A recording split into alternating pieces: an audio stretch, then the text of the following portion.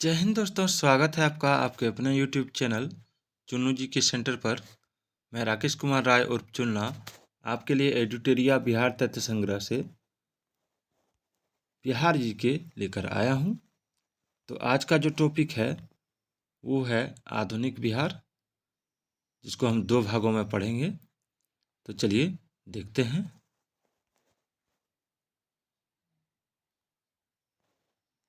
देखिए, आधुनिक बिहार का इतिहास लिखा है इसमें। आधुनिक बिहार, इसमें हम लोग यूरोपीय कंपनी का प्रवेश, जनजातीय विद्रोह, 1857 की क्रांति और बिहार, राष्ट्रीय आंदोलन और बिहार, पृथक बिहार का गठन, ये पढ़ेंगे। सबसे पहले देखेंगे यूरोपीय कंपनी का प्रवेश। बिहार में सर्वप्रथम पुर्तगाली आए, जो हुगली से पटना नाव द्वारा व्यापार करते थे, और वे पटना से सोरा, सूती वस्त्र, चीनी, मिट्टी के बर्तन, मसाले आदि प्राप्त करते थे। चलिए, 1632 ईस्वी में पटना यानी पटना कॉलेज की उत्तरी इमारत डचों ने अपना व्यापारिक केंद्र स्थापित किया। डचों की अभिरुचि सूती वस्त्र, सोरा आदि में थी। चलिए, अब अंग्रेजों ने 1620 ईस्वी में पटना के आलमगंज में अपना व्यापारिक केंद्र स्थापित किया, लेकिन वह 1621 में बंद हो गई। उन्हें व्यापारिक केंद्र स्थापित करने में वास्तविक सफलता 1651 ईस्वी में मिली। अंग्रेज यात्री पीटर मुंडी 1632 ईस्वी में बिहार आया था। उसने यहाँ व्यापार की संभावनाएं देखी तथा डच कंपनी को व्यापार करते हुए देखा। अंग्रेज कंपनी की फैक्ट्री में वर्तमान में गुलजार बाग, पटना स्थित गवर्नमेंट प्रिंटिंग प्रेस एवं सर्वे कार्यालय स्थित है। यानी जहाँ अंग्रेज की कंपनी थी, जो वर्तमान में गुलजार बाग, पटना स्थित गवर्नमेंट प्रिंटिंग प्रेस एवं सर्वे कार्यालय वहाँ पर स्थित है। डेनिश कंपनी ने 1774 ईस्वी में पटना सिटी के नेपाली कोठी के समीप अपनी फैक्ट्री स्थापित की थी। मुगल शासक फर्रुख सियर ने 1717 ईस्वी में अंग्रेजों को भारत में कहीं भी व्यापार करने एवं सिक्के प्रयोग करने की मान्यता दी। इस घोषणा को ईस्ट इंडिया कंपनी का मैग्ना कार्टा कहा जाता है। बंगाल, बिहार एवं अंग्रेज। अंग्रेज कंपनी को 1717 ईस्वी में व्यापारिक अधिकार प्राप्त हो गया था, और दूसरी ओर बंगाल के नवाब अलवर्दी खां मुगलों से हटकर स्वतंत्र सत्ता चला रहे थे, अतः व्यापारिक हितों के लिए संघर्ष स्वाभाविक था। आप देख रहे हैं एडिटोरिया बिहार तथ्य संग्रह, जिसमें हम लोग बिहार जीके पढ़ रहे हैं। 1756 ईस्वी में अलवर्दी खां की मृत्यु के बाद उसका नाती सिराजुद्दौला बंगाल का नवाब बना, और 23 जून 1757 ईस्वी को अंग्रेजों एवं सिराजुद्दौला के मध्य प्लासी की लड़ाई हुई, जिसमें सिराजुद्दौला पराजित हुआ। उसके बाद मीर जाफर को कठपुतली नवाब बनाया गया, और 1760 ईस्वी में मीर जाफर की जगह उसके दामाद मीर कासिम को नवाब बनाया गया। यानी मीर जाफर को कठपुतली नवाब इसलिए कहा गया क्योंकि उसको अंग्रेज जो कहते थे वही उसको सुनना पड़ता था। लेकिन जब मीर जाफर ने उनकी बातों को नहीं माना तो 1760 ईस्वी में मीर जाफर को हटा दिया गया और मीर कासिम को बनाया गया। फिर मीर कासिम ने वही मीर जाफर वाला ही बुद्धि अपनाया, उसने भी नहीं जब माना अंग्रेजों की बातों को, तो फिर दोबारा मीर जाफर को बनाया गया। मीर कासिम ने अंग्रेजों के हस्तक्षेप को कम करने के उद्देश्य से अपनी राजधानी मुंगेर स्थानांतरित कर दिया। अब स्थानीय व्यापारियों पर से करों को समाप्त कर दिया। इससे ब्रिटिश व्यापारियों को परेशानी होने लगी।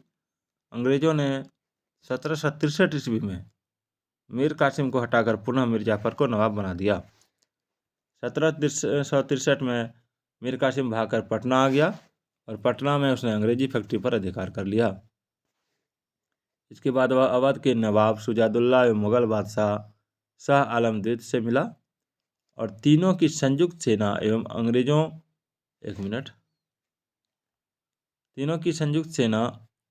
एवं अंग्रेजों में के बीच 22 अक्टूबर 1764 ईस्वी को बक्सर का युद्ध हुआ, और बक्सर के युद्ध में अंग्रेजों की तरफ से हेक्टर मुनरो शामिल था। हेक्टर मुनरो, इस युद्ध में संयुक्त सेना की हार हुई, यानी तीनों की सेना हार गए और अंग्रेजों की जीत हुई। 12 अगस्त 1765 को इलाहाबाद संधि के तहत मुगल सम्राट शाह आलम द्वितीय को 26 लाख रुपए वार्षिक के बदले ईस्ट इंडिया कंपनी को बिहार, बंगाल और उड़ीसा की दीवानी का अधिकार देना पड़ा। दीवानी का अधिकार देना पड़ा, यानी दीवानी मतलब होता है लगान वसूली। 1766 ईस्वी में पटना स्थित अंग्रेज फैक्ट्री के मुख्य अधिकारी मिडलटन को राजा धीरज नारायण और राजा सिताब राय के साथ एक प्रशासनिक मंडली का सदस्य बनाया गया और 1767 ईस्वी में धीरज नारायण को हटाकर सिताब राय को कंपनी द्वारा नायब दीवान बनाया गया।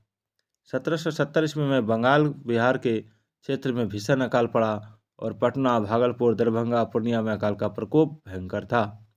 1783 ईस्वी में बिहार में पुनः अकाल पड़ा।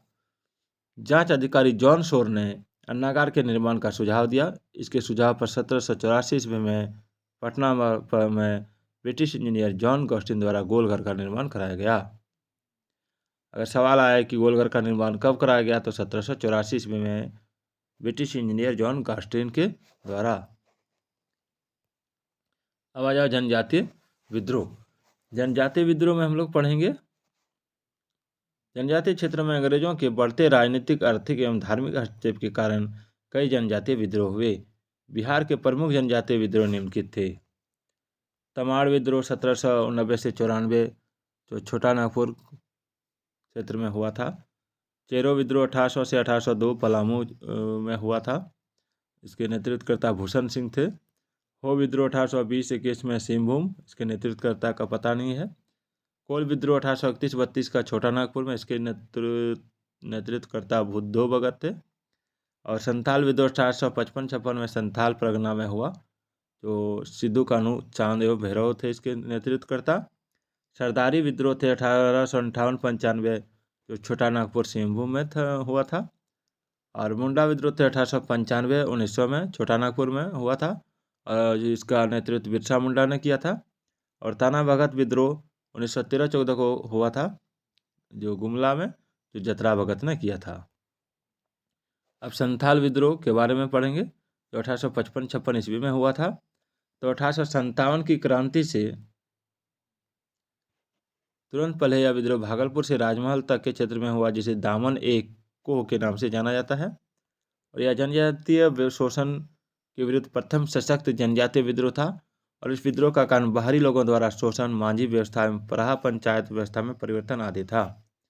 इस विद्रोह का नेतृत्व सिद्धू कानू चांद भैरव ने किया और यह विद्रोह असफल रहा, लेकिन इसके परिणाम स्वरूप संथाल परगना काश्तकारी अधिनियम 1869 संथाल परगना मांझी व्यवस्था को मान्यता दी गई। अब है मुंडा विद्रोह, जो 1895-1900 ईस्वी में हुआ था। तो यह जनजातीय विद्रोह में सबसे सशक्त जनजातीय विद्रोह था। विद्रोह की व्यापकता के कारण इसे उलगुलान विद्रोह के रूप में भी जाना जाता है। इस विद्रोह का कारण दिकुओं द्वारा शोषण, खूंट-कटी व्यवस्था में परिवर्तन तथा धार्मिक मामलों में हस्तक्षेप आदि था। इस विद्रोह का नेतृत्व बिरसा मुंडा ने किया था और उन्हें आनंद पांडे से वैष्णव धर्म की दीक्षा प्राप्त की और उन्होंने स्वयं को सिंह बोगा का अवतार बताया और उन्होंने आचरण शुद्धता, आत्म सुधार एवं एकेश्वरवाद का उपदेश दिया। चलिए आगे बढ़ते हैं। इस विद्रोह का तीव्र रूप 1899 में रहा, जब कई स्थान पर अंग्रेजों को हराया गया और 3 फरवरी 1900 ईस्वी को बिरसा मुंडा को गिरफ्तार कर लिया गया और 9 जून 1900 ईस्वी को हैजा के कारण उनकी मृत्यु हो गई। और विद्रोह के परिणाम स्वरूप खूंट-कटी व्यवस्था पुनः लागू की गई और छोटा नागपुर काश्तकारी अधिनियम 1908 पारित किया गया।